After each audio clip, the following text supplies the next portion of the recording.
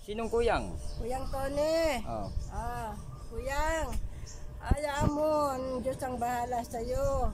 Alam ko naman na ang pananalig mo, pananampalataya natin sa Panginoon hanggat nabubuhay tayo, nananatili sa ating puso. Diyang bahala sa iyo, siyang bahala sa ating lahat.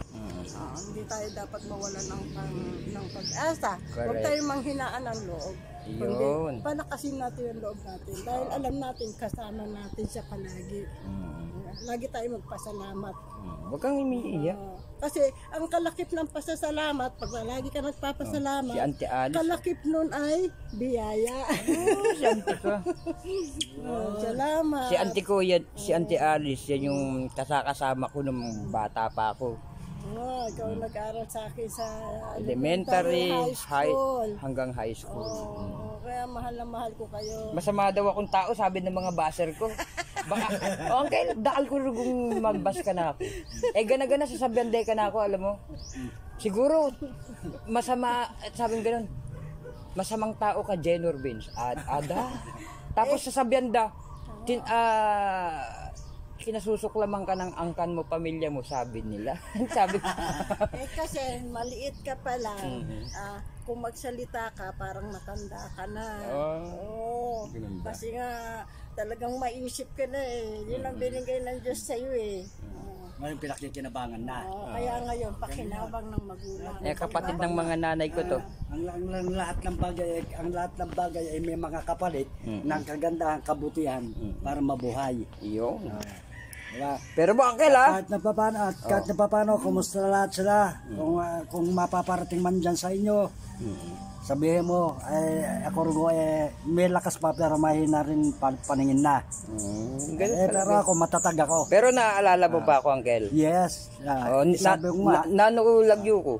Nang lagyo ko. Bong, Jenorvin. Wow, taksyak. Bala ko sa aklang mamunero. Malati ka pa, Happy birthday! At so ka pa bulak ng kanita.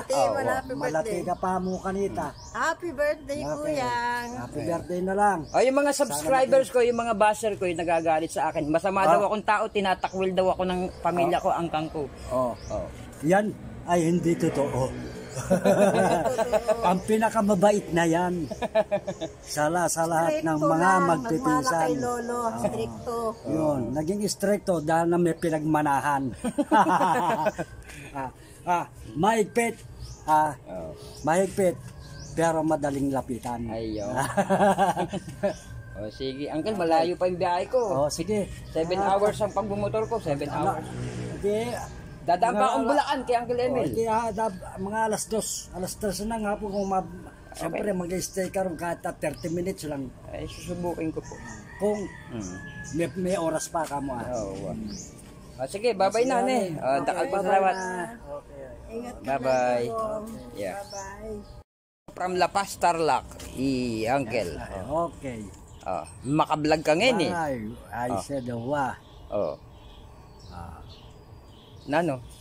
Matwana ka, Uncle. Wapin. Makain na yung buwak mo. Maputi na yung masyado.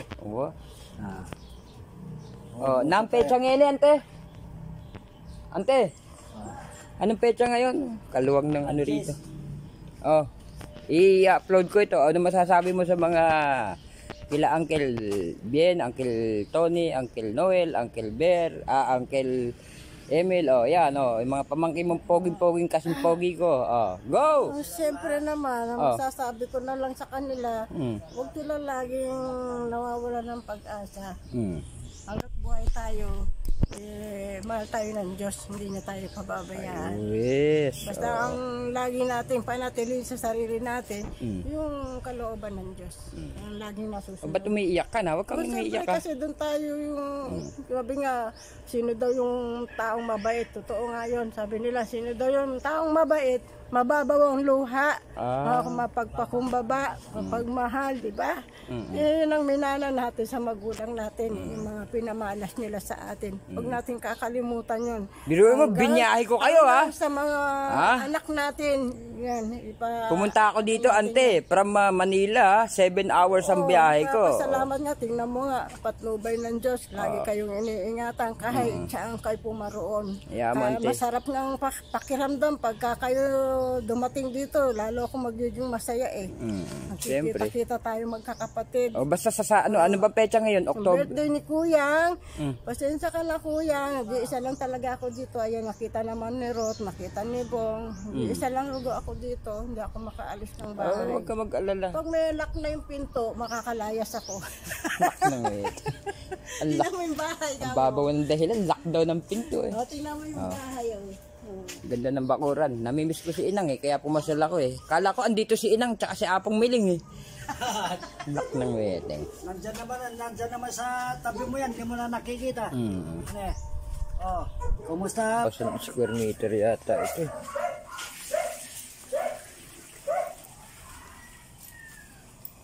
Pero yun yung layo ng binyahe ko dito. Makabalik lang ako dito. The United Methodist Church.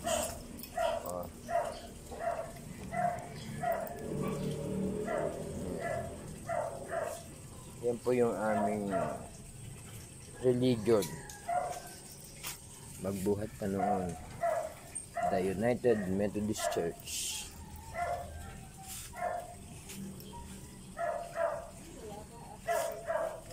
Ito barrio to. Itong lugar na to barrio. Pero doon ako pinanganak sa sentro. Laki ng loading to.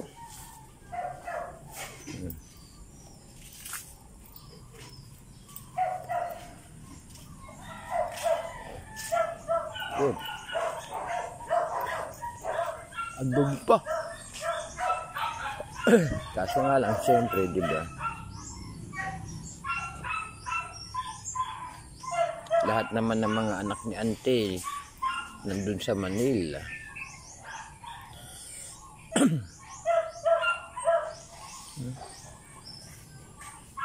La la la la. Oh. Aking motor from Manila up to Tarlac. Yan, bit-bit. Yeah.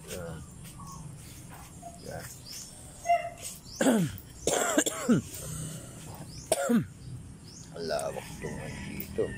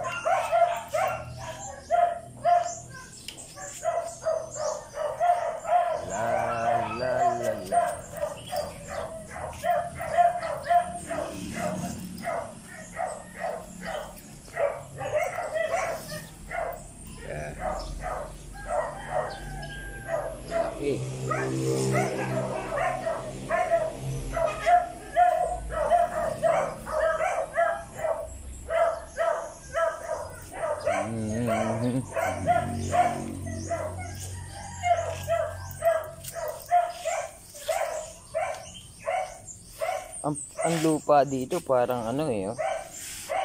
Ganda eh, oh. Kahit anong basa ang mangyari, kahit basang-basa siya, hindi siya maputik, may halong buhangin. Yeah.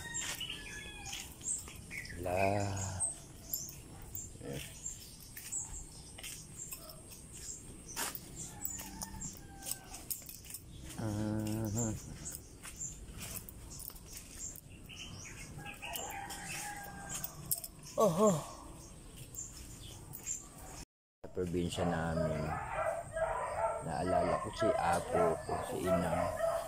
Sinapay niyo pala man ba? Kita niyo naman kung gaano o kaasikaso ng aking mga kamag-anak dini.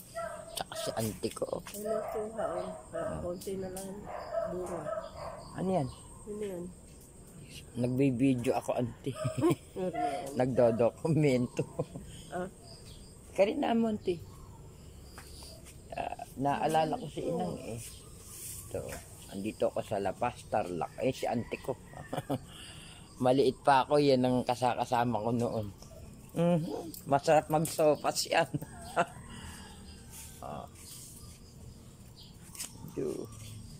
Malaki-laki din itong lote rito sa ano. Ito yung lote ng inang at ng lolo. Malaki. Medyo akala mo ano lang, pero mapakalaki nito, pero yan. Dahil wala namang kaming interest na ano rito. Lahat naman may mga pundar, mga anak ng mama, ni lolo at inang. Bukod doon, yung mga anak ni inang at ni lolo, katulad kaming mga apo, katulad ko, may pundar din ako. I'm more than happy para sa amin. Ang magmamana nito sila Ante Alice ko. Di ba, Ante? Meron lang akong matulugan dito, masaya na ako. Ante, ibomba mo nga. Kwarto ko yan. Di ba kalibre niyan tubig dito, no? Libre, ah. Ayos, ah. Sa amin, kamahal ng tubig. Magtitipid ka pa sa tubig. Oo, ah. Pinagsabunan, no? May tataro, panlinis.